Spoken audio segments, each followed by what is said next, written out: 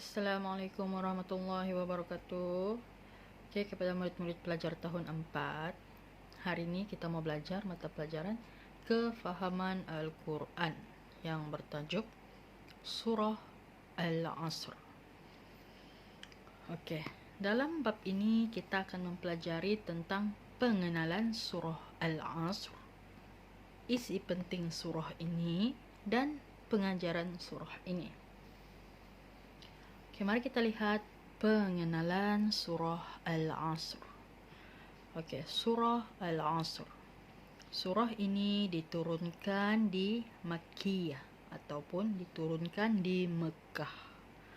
Oke, dalam surah Al-Asr ini mengandungi 3 ayat. Surah ini mengandungi 3 ayat. Oke, apakah maksud surah Al-Asr? Oke, Al-Asr bermaksud masa. Oke, apakah tema surah ini? Oke, surah ini bertemakan tentang kepentingan masa. Oke, surah ini menceritakan tentang bagaimana masa itu sangatlah penting dan berharga. Oke, mari kita lihat isi penting surah ini. Oke, manusia akan berada di dalam keadaan rugi apabila ia tidak mengisi masa dengan perbuatan baik. Oke, perbuatan yang merugikan salah satunya terlalu membuang masa dengan bermain game. Itu salah satu perbuatan yang merugikan masa. Oke, mari kita lihat pengajaran daripada surah ini.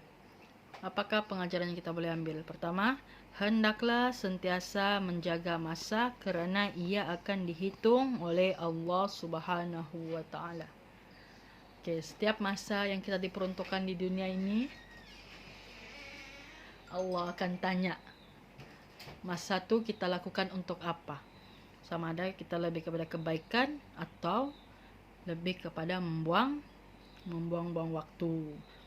Oke, yang kedua, sentiasa memanfaatkan waktu dan jangan membuang masa. Itulah kenapa disebut masa itu emas, kerana masa itu mahal.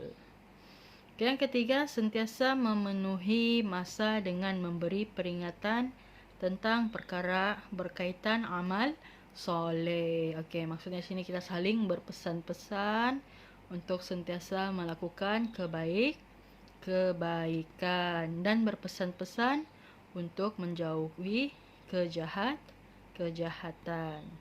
Oke, antara perbuatan berfaedah. Mari kita tengok gambar pertama. Oke, membantu kakak mengemas rumah. Bantu ibu kemas rumah, bantu ayah, bantu kakak, membantu ringankan tulang, mengemas rumah. Pemandangan sekarang ni pun musim PKP kan, tak boleh keluar. Jadi bantu-bantulah di rumah. Setiap perbuatan, walaupun sekecil-kecil perbuatan kita membantu ibu bapa, dapat pahala. Tengok gambar aja kedua. Antara perbuatan berfaedah, memberi kucing makan. Bangun tidur, nampak kucing kelaparan, bagi makan. Oke, yang ketiga, belajar bersama rakan. Oke, ini sekarang ini PDPR. Kita pun belajar dari rumah. Ulang kaji, rajin-rajin ulang kaji, baca-baca buku. Kan itu pun antara perbuatan yang berfaedah. Oke, saya harap kamu faham tentang kepentingan masa ni. Dan sudah minta kamu salin semula nota-nota ini.